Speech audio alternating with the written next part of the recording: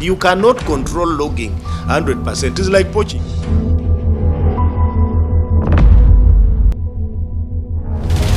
They may come against them and maybe they kill them or they endanger them. There is a fuso loading timber as I speak. It is new to me. I'm going to investigate. Officers here have seen something, so...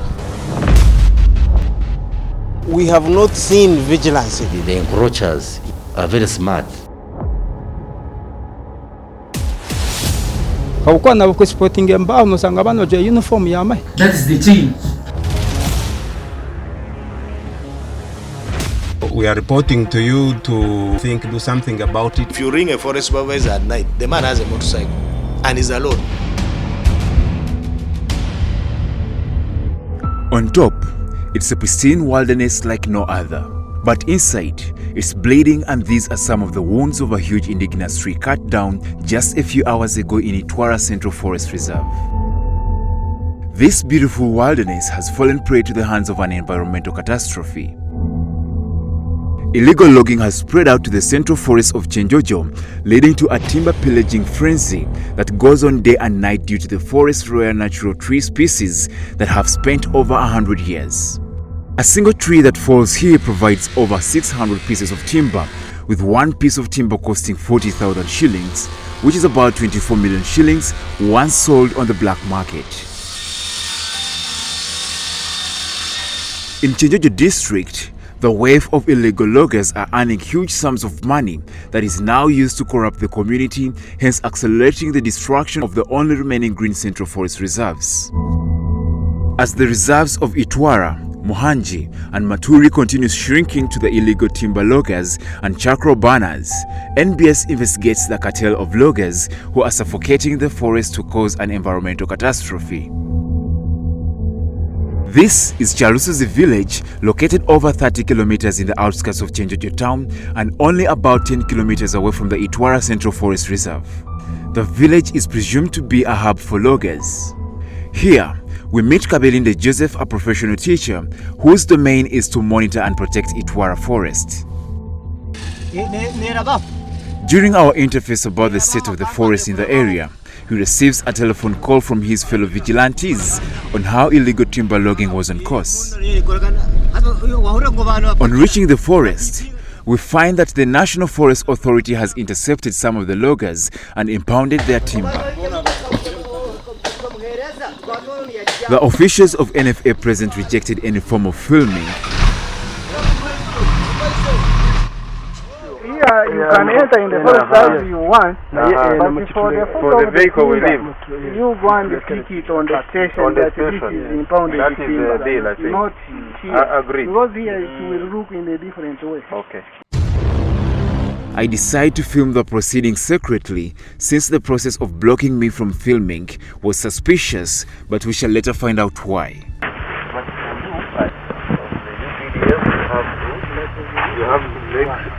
As the officials claim to have impounded all the timber, a few kilometers inside the forest, their words would betray the obvious. Timber was still in abundance, awaiting the energetic young loggers to come back and pick what belongs to them. However, the pieces of timber littered in the forest are branded with names where our monitor Joseph says the names on these timber mean either they are the bosses or the loggers. But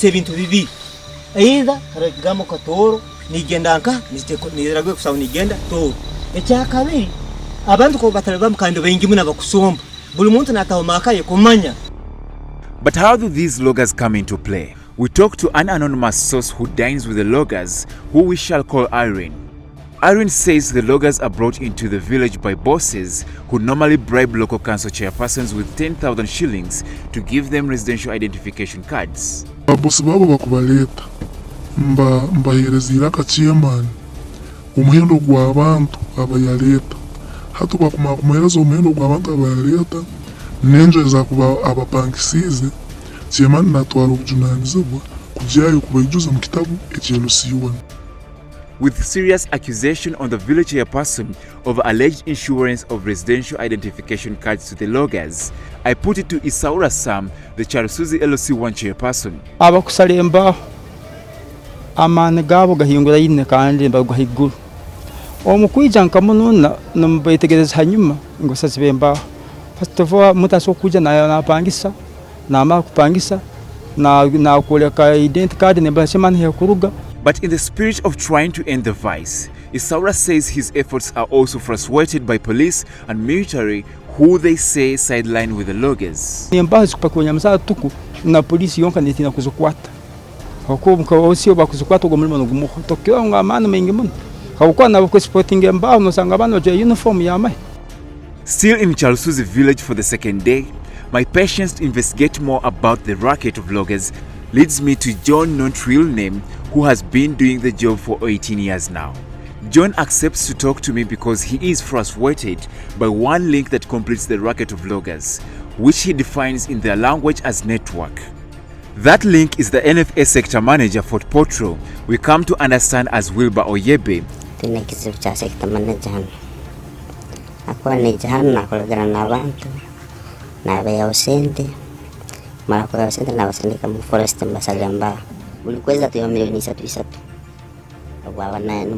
Mukora forestio okumara kumuinforminga naganyelezo zaba informa bangani benda akasente nazo nemba ngatano gamoha okotagatungira ateze mbato kuzipakera kantu karagano kweza atana tagamba tikuja kusoboka tubijike buzabuza girata ejazipakera Stor. John adds that the sector manager sidelines with other dealers in the business and he uses security to help aid the timber to the black market. Aina mustonchi abantu abenga basatu abota so kwata no mwana ramna za defending zigenda na kwa sababu ina security ina maya ina polisi ezo paka zitewa kutambula. Our efforts to talk to Wilbur Oyebe, the NFA sector manager for Potro, accused by the loggers, was in vain, as they are not authorized to talk to the media, though managed to speak to Mr. Tom Okello, the executive director NFA. Mr. Okello says the sector manager's name is only being used. Possibly, there could be some people who may be misusing the name of the sector manager. Because if somebody has connived with someone, why do you go again and arrest the person? So that one is something which it is new to me, I'm going to investigate. But the issue of involvement of staff in illegal activities, this is something which for me I've never denied. Because personally I've caught some and dismissed them. But to Joseph Kabelinde, he says his efforts have always gone to waste, but he would only receive their threats. That explained the racket in Chalsuzi village, though it's different in Nyaruzigati village where part of Muhanji Central Forest Reserve is located. Nyaruzigati Trading Center, which is 9 kilometers away from Muhanji Forest Reserve, is where a section of young energetic men are trained in illegal logging. Inside Muhanji Forest, trees are cut into logs, others burning with plumes of smoke, and beds of charcoal production set up as well.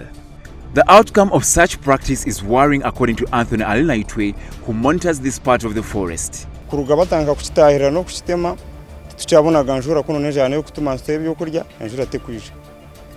Siturera kirize munonga turukubi munonga. But outside the forest lies gardens of the local community. A close look at them lies piles of illegal timber hidden in various corners. So, who owns this timber? The locals here who claim to be managing the gardens on behalf of Awan Amos are hesitant to reveal the owner, saying their role is to dig and mind their own business despite seeing timber being hidden in the garden.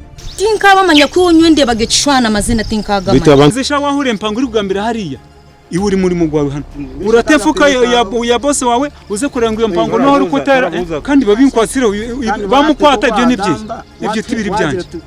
The case of this illegal timber is later reported to Nyaruzigati police post, where we find out a new revelation. A police officer who preferred anonymity says they have tried to end the vice, but their hands are tied. But at the end of it all, I found out the fact that the patrolmen, even the patrolmen have their bosses. Who is the boss of patrolmen? The supervisor. And who is supervising the supervisor? The sector manager. So those ones, that's the chief. They arrested some. They brought them here and charged them. Now instead of taking them to court, they came and took them that we are taking them. We have a meeting somewhere. We shall decide from somewhere. On day 2 of our investigation in the same village, our cameras spot a truck loading timber from one of the locals' compound. Here, NFA is tipped off about the illegal actions. There is a group of people loading timber, and we are sure it is from Mohangi forest. So, Mohangi cassava. There is a Fuso loading timber as I speak. By the time NFA reached the scene, the loggers through their network had been notified and took off. Minutes later, we are tipped off of another location where loggers had taken to hide the timber. We are trying to follow them, so the officers here have seen something, so we're trying to go ahead and find out where is this timber, because the truck has been loading timber, and when Asante is gone this side, and we're following the trucks here. On arrival at the scene, the loggers had already run away. Their truck left behind with the illegal timber offloaded under a jackfruit tree. Here, the locals identify the owner of the truck, who also happens to be the owner of the timber, as Rukundo Yusuf. Rukundo is allegedly one of the village tycoons who deals in timber and also reported to be the village LOC1 chairman. Upon reaching the scene, the timber dealer denounces having harvested the timber from the Central Forest Reserve.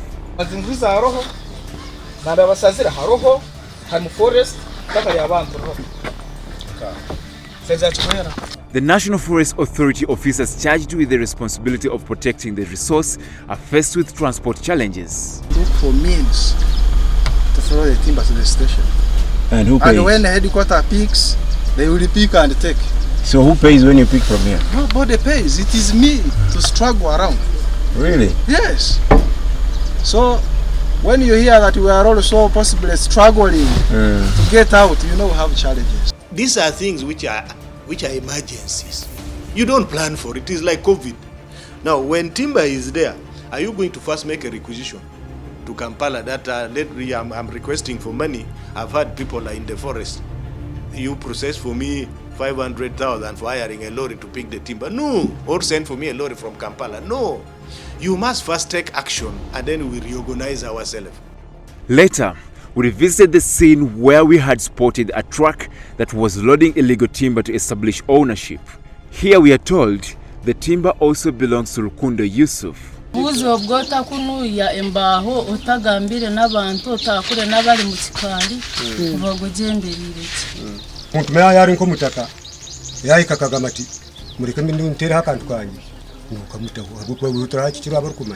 community here seems to be swallowed up by the wave of fear. They describe the loggers' network as a dangerous group, which explains why it's hard for them to reveal information about loggers.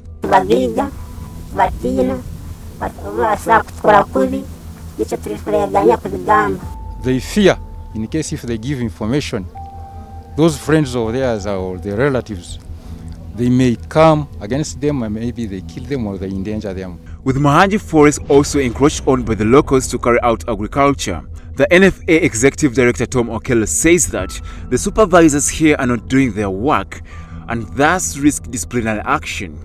They had areas which were earmarked for collaborative forest management, but then they expanded. So we are wondering, when they were expanding, where was this man? For the 4 days spent investigating the racket of loggers, illegal timber was impounded twice.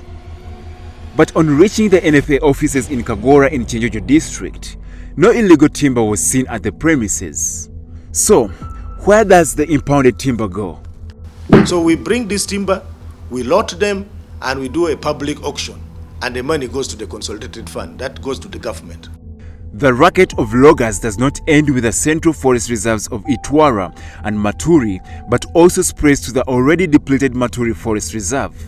Christopher Businje, the head natural resource joint effort to save the environment for Potro, attributes the continued illegal logging to laxity by the concerned government sectors. We have not seen vigilance on the part of the mandated authority. The National Forest Authority and the local government, for example, here in Chenjojo, they are not coordinating very well. The encroachers in all these forest reserves and all the other protected areas also are very smart, but we are trying to outsmart them. As the community is being subdued by some of the agents of the state who are accused of conniving with the loggers, the locals have now decided to turn a deaf ear to the practice which they say was rampant during the lockdown. Environmental activists are, however, demanding for policy change to curb the vice. Our appeal to government of Uganda and particularly the Ministry of Water and Environment is to act on the ongoing rampant degradation. For example, Muhangi forest alone is nearly disappearing. Obviously, you need a monitoring system, monitoring tools that enable you to discover when illegalities are taking place. So that's also quite crucial to be able to enforce what is a very, very nice legislation on paper in most cases. We want to strengthen the law so that when you go in, the law catches up with you and you don't go back. Right now, the law is weak. You can be fined 10 currency unit. And you know a currency unit is it 20, 25,000? Which is too small, 200,000, 250,000. That is very small. A logger will pay and go back and log. Amidst the escalating depletion of the forest cover, some locals have embarked on restoring the forest reserve. The three central forest reserves of Itwara, Mohanji and Maturi are the last remaining of what used to be a stronghold of elephants in Chenjojo district, which are now day by day shrinking due to increasing logging activities. Cuthbert Chigozi, NBS, Love at 9.